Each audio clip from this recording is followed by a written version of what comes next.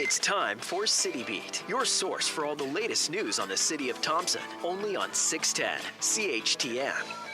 Hello and welcome to City Beat. I'm your host, Jaret Schneider, and joining me today is Mayor of Thompson, Tim Johnston. Good morning, Mayor Johnston. Good morning. Now, before we get the ball rolling with questions, I'll give you the first minute to run things down from the past week. Well, just a few things to update people on in terms of activities that I've been participating in.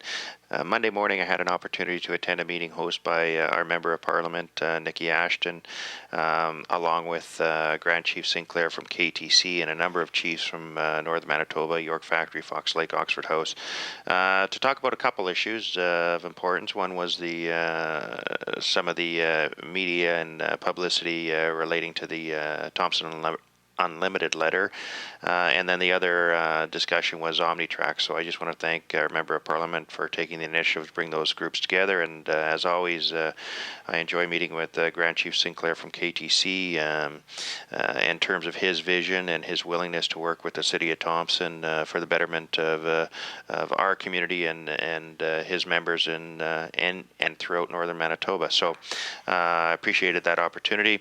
Tuesday, we had the Thompson Area Roundtable meeting and had representation from Northern Association Community Councils, President Reg Mead, and the Manitoba Métis Federation local Vice President Gelida Lajamodier. We had a good chance to talk a little bit about where we're at with that organization. We've all agreed that we're going to move forward with the establishment of the Thompson Area Roundtable, which will include the organizations I've mentioned, as well as MKO, KTC, and Nelson House. And I think that that's a real positive move in terms of continuing to work together in terms of economic development opportunities, but also in terms of some of those issues that face our community. One of the real success stories from the past, and I give credit to former Grand Chiefs Garrick and former Mayor Kamaski, was the work that had been done on the need for University College of the North. So hopefully we'll continue with that organization, or we will, and hopefully continue with some positive results. Today I'm going to be meeting with a representative of the Manitoba Liquor Control Commission, and I look forward to that. We did have a chance to talk to representatives of the new Crown Corporation on what some of the changes will mean in terms of our community, and I'm very pleased that under the new organization there will be increased emphasis on social responsibility, and obviously we've had some very strong partnerships between the City of Thompson and the MLCC with respect to the Ambassador Program, the Westminster Sherry bottle return program, and so I look forward to some new initiatives in terms of that social responsibility. 204. Oh, sorry. Go ahead. No, and that's really just about everything in terms of an update over the last week. 204-677-8181. Now, we've seen a little bit of snow falling over the past few day and a half or so. Now, how does that affect some of the plans as far as capital projects go?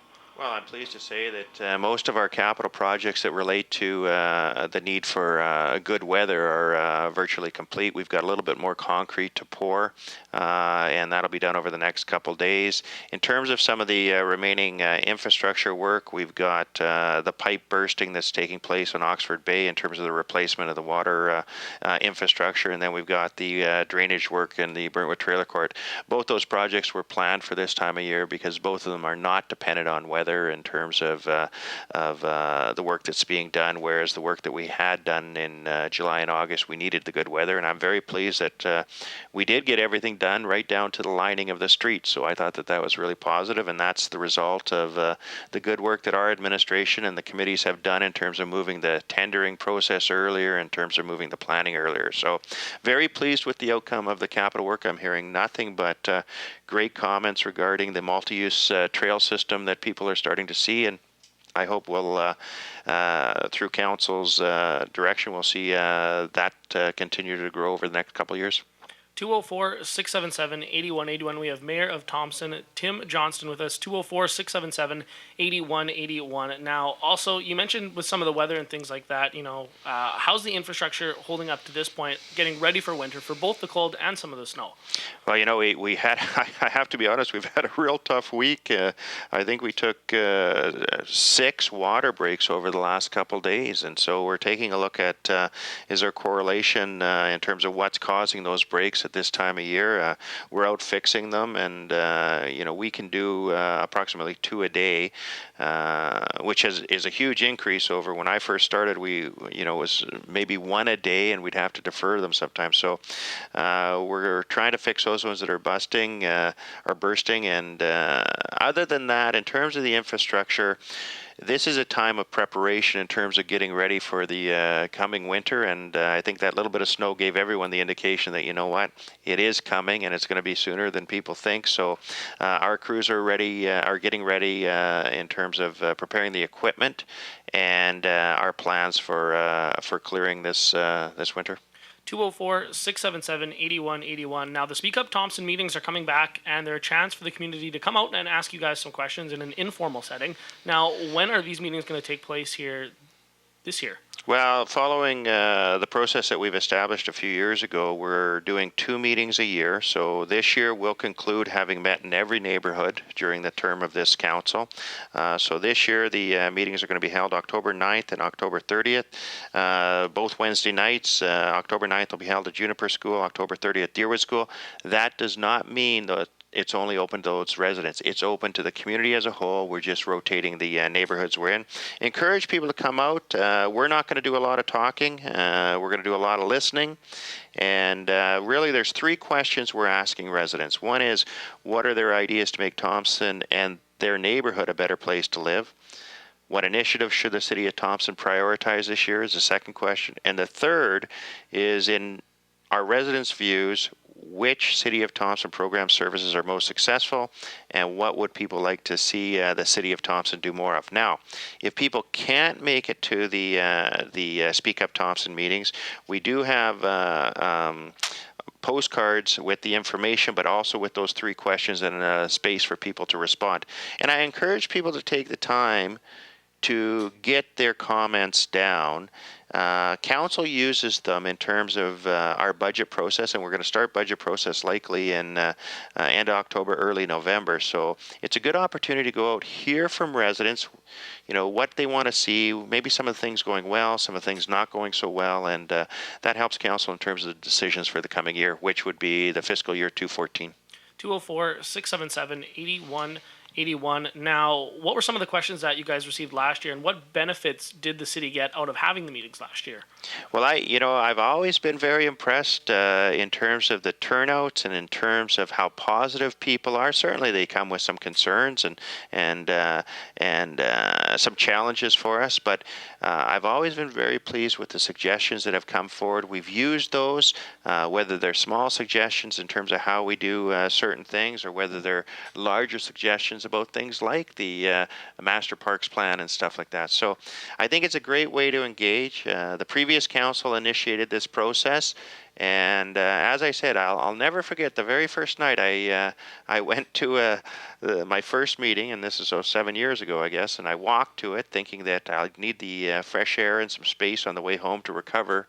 And ever since that day, I've been so impressed by people coming out and being genuinely concerned and committed to making Thompson a better place. And we're not always going to agree on things, but I'll tell you this, if it sure helps when people come out and offer their suggestions, and more importantly, I think it's a real motivator in terms of the community to see people care, and that's one of the things that I'm very pleased with. I think that general level of confidence and concern and caring for the community, I've seen that grow, and I think that's what makes a community.